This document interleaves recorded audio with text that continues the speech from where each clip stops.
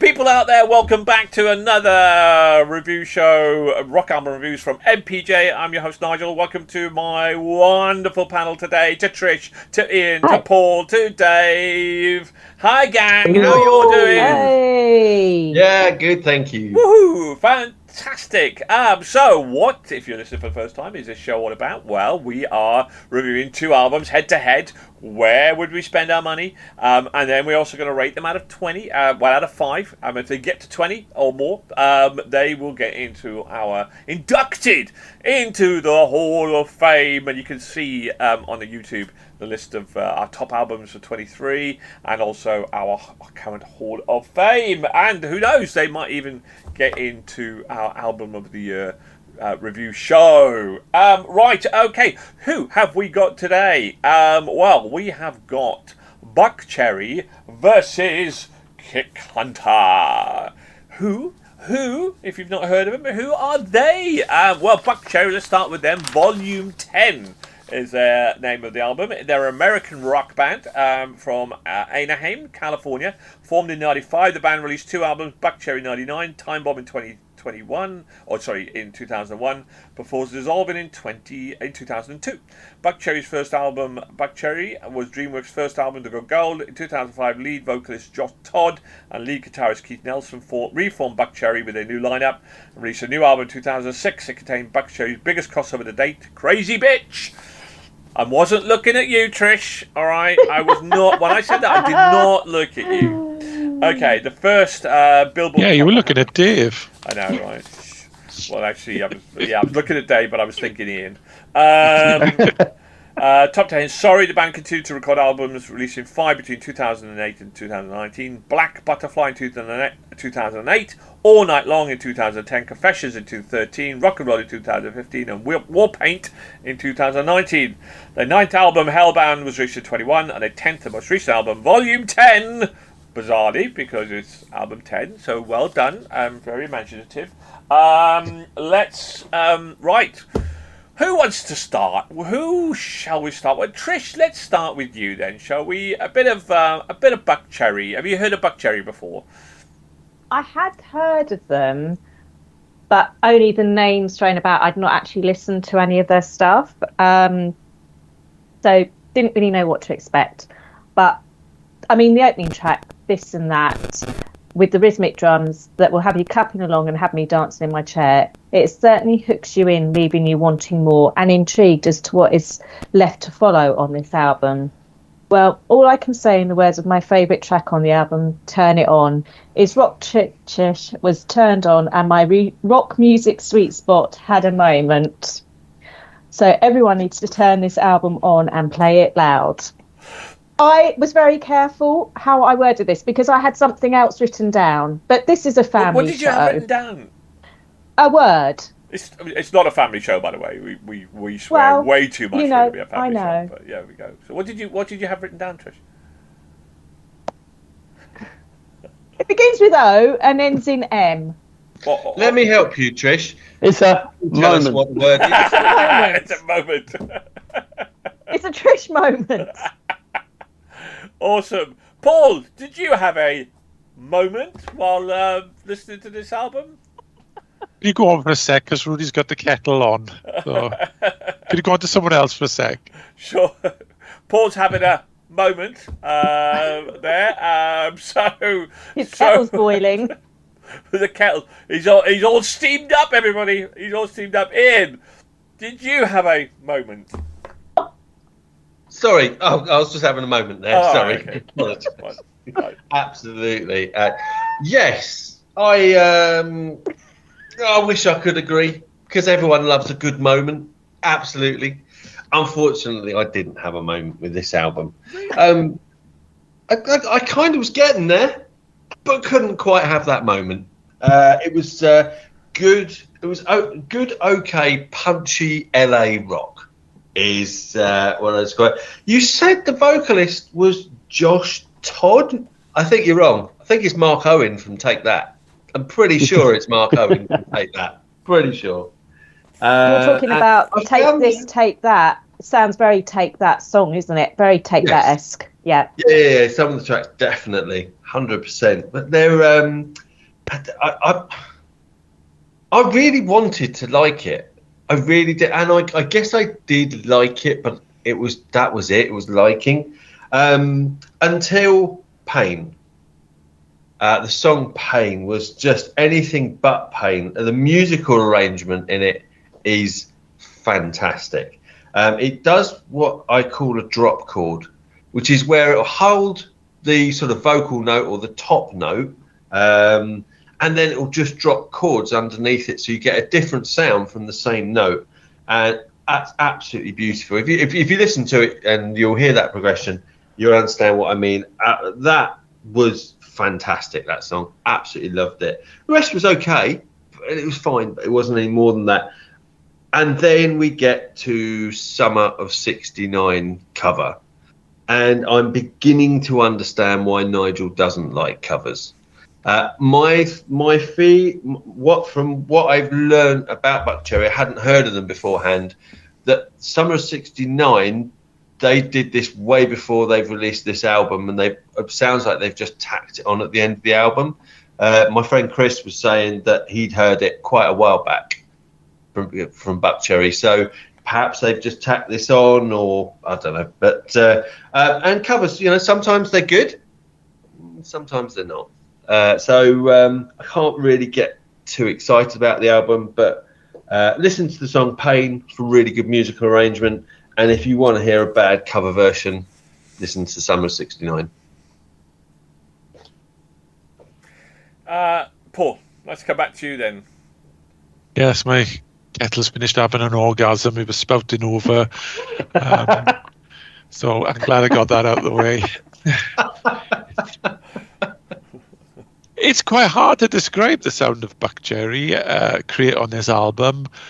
Scratchy hard rock and roll to a notched up Aerosmith groove-like rock to go for your throat hard rock. Maybe it's the last description to sum up the album as a total. The band literally goes for the throat. Josh Todd Snarl and new guitarist Stevie D totally own the sound on these tracks on this album. The only downside is, for me anyway, was the last two songs, Pain and the cover of '69, that pulled it down a little. But apart from that, a very good album. Dave. Yes. Was it a kick-ass album for you? Did it give you a moment in your new flat? No, unfortunately not. I mean, I've heard quite a lot of their stuff before, and I really wanted to enjoy this, and I did for a few tracks, and then it's not there. Again, it's similar to other albums that we've reviewed in that it doesn't live up to their back catalogue. I will agree with Ian. I quite liked Pain. I think there's some really clever stuff in there. And Turn It On, that's a good tune as well. But there's just a load of average stuff just spread out in there in between. And the cover at the end, I'm taking about a point and a half off just for that cover at the end. Mainly because I hate the fucking song. I've had enough of that song now. If that song was to disappear and never show its head again, it'd be too soon. And this isn't even a decent cover version of it. It's poor at best. So yeah, it's just an average album, unfortunately. Oh, it's not an average album at all. It's a kick-ass, cracking album, right from the word go. It slams in your face. Feel Like Love, With You, Pain, absolutely. That is a rock ballad. That is an absolute cracking rock ballad. I'm going to forgive... Go on. Sorry, while we're talking about the cover version, go on P&O Ship. There is a really beautiful cover version of Summer of '69. It's really, really gentle. Yeah, see, no, I don't want to listen to that song I'm at sea because I will tuck myself over. No. It's very different. It's fuck really your Summer nice. of Love on a fucking cruise ship, okay? And Summer of '69? No. I'm with Dave. Scrap the record. Have you ever seen the film Yesterday where the whole world forgets about who the Beatles were? Yes. That's what I want from the Summer of fair. '69 and Bryan Adams, okay? Wake up, and Summer of '69 does not exist anymore, okay? It's gone. However, I will forgive it I will forgive it on this album because it is the very last track. I don't have a problem if they leave it as a bonus track right at the end of the album that you can then skip. So it's forgivable because it's a write-off. Forget about it. It's moved on. For me, the album finished in pain because of Summer 69 is an atrocious cover. But it's a shame because the rest of the album is absolutely terrific. I loved it.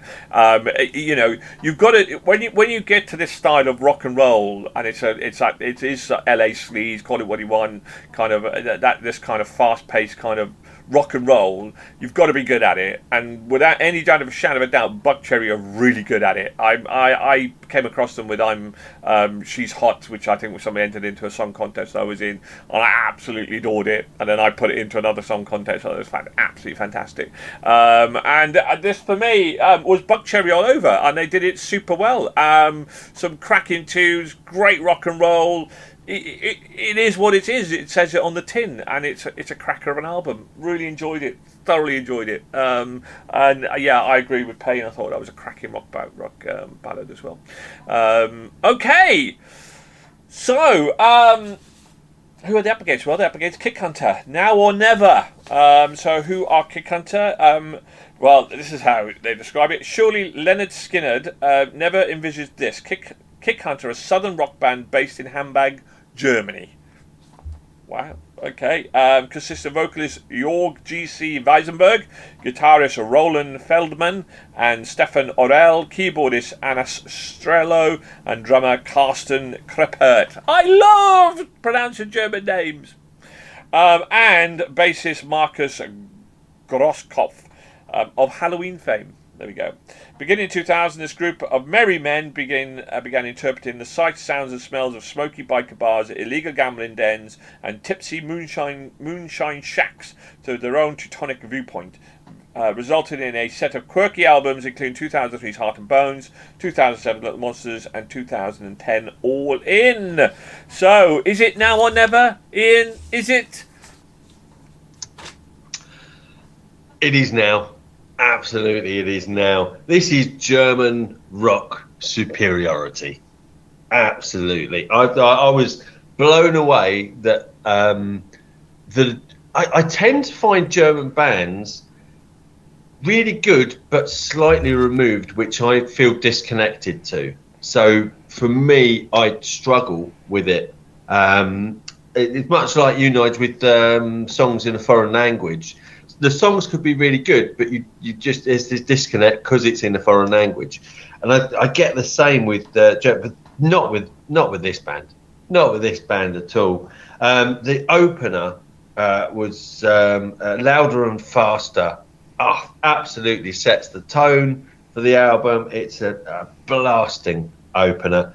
There's a lot of heavy influence from other acts throughout the album.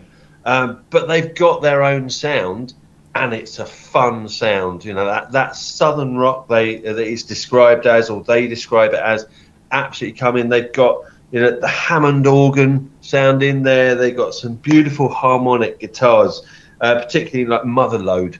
Oh, the second track is just absolutely brilliant. Love that. You've got the Back and Free, which starts off like a sort of mud 70s glam rock song, and then decelerates beautifully into a sort of chilled block melodic rock, blues melodic rock, and then explodes back into the 70s. And that's really hard thing to do two very different sounds within the same song and make it work. And again, we get that Hammond organ, which just kings in and at the end of the chilled section and explodes it back into that 70s glam sound. I sing this song forever. Just the lyrics are so cheesy but really beautiful, and again the chord arrangement, there's so many minor harmonics, there's minor seventh chords, lots of augmentation as well. So if you really like chord structures and just people that play about, just stay away from the traditional 4-chord ballad. This is absolutely something of a treat for you there. And then Nothing to Lose. It's like blues rock that just growls along. It just keeps you just engaged, and it's it's like a big snake that's going along the ground, and you're just riding on the back of it. You know, I absolutely love this album, and I know my head is a funny little place, and where how I see things is very different from a lot of other people, but I love this, and it just took me to loads of places here. Fantastic description, thank you. There's nothing wrong with that whatsoever. I tell you what, I get into somebody's head that is wrong. Dave, let's get into your head, shall we? Briefly, just keep. No. This is a great album. Great album. I really enjoyed this. The vocalist I really like. He really reminds me of early Van Halen. I think it was David Lee Roth.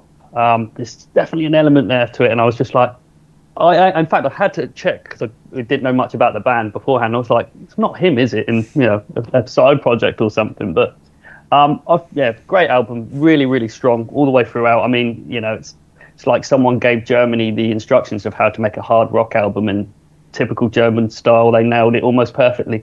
The one song that I didn't like was I Sing This Song Forever.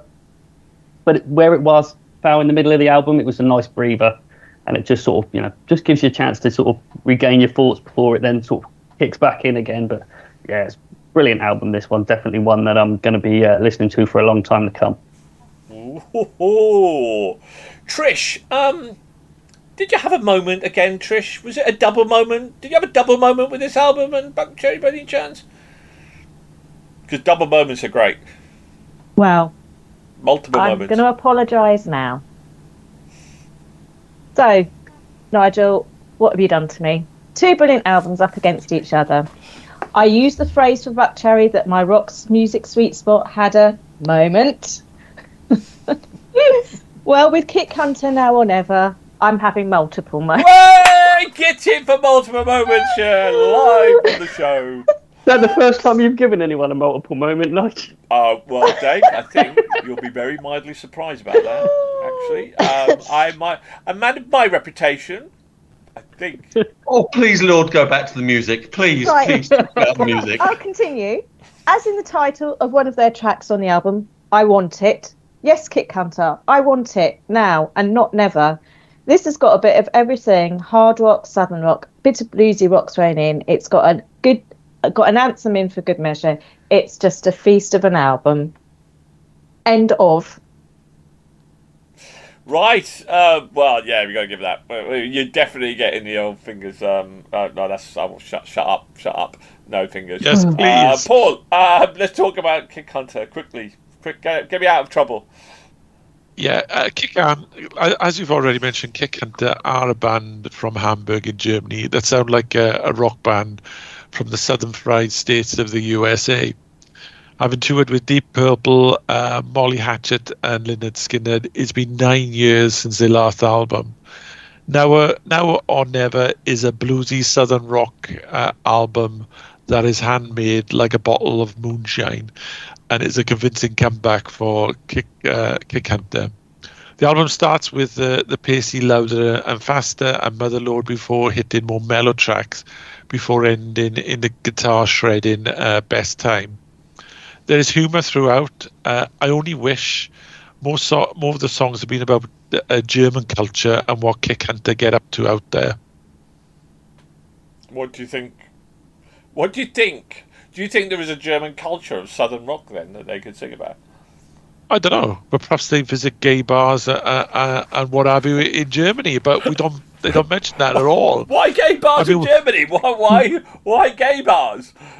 Well, I don't know. I just thought of gay bars, bikers, gay bars, or whatever. But I mean, in the southern states, everyone's sang about that type of songs. But why couldn't they've done it about in Germany? There must be more. There's a challenge for you, KickHunter. Let's get some. Yeah, definitely. Yeah, and Paul, we won't reveal your address where all the bikers are going to be coming around.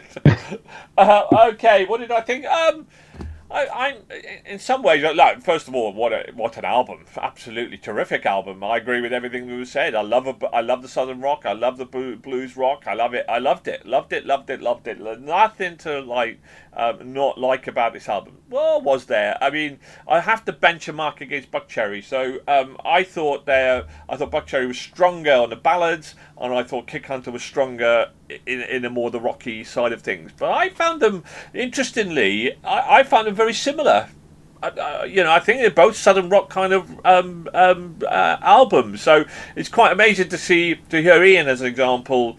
Not so keen on one and incredibly keen on the other one, because I found them very similar. But sometimes when we listen to things, there's a very finite line between love and hate. I don't know, but I found this incredibly tough because I love both of them equally, but one was stronger than the other one and weaker on the other side of it. But this is a cracking album. It's a cracker. Loved it. Absolutely loved it. Cracking album. Agree with everything everybody said. So, right, well, who will we buy, though? Who will we buy? I have a funny feeling, I think we know where this is going, but let's crack on then. Ian, BuckCherry. So for me, BuckCherry got 3 out of 5. 3 out of 5. Would have got a 2.5 as standard, but the pain gave it that extra half point. No, absolutely fine. Dave? 2.5. Trish? 5. 5. Well, it better be after your moment. Let's be honest about it. Multiple moments, no. Multiple moments. Oh, my God. Multiple moments and multiple 5s. Paul? I give BuckCherry 4. 4. I give BuckCherry 4.5. So what's that? 9.5, 11.5, 12, 16, 19. Just shy, but even so, still about top 50, I reckon. So as long as Summer of '69 isn't in the Hall of Fame, that's fine. It's a lesson, everybody. If you want to get into the Hall of Fame, you're going to do a cover. A, don't put it on the album, or B, put it as bonus track, or C, do something completely different with it. Right, okay. Let's go with KickHunter then.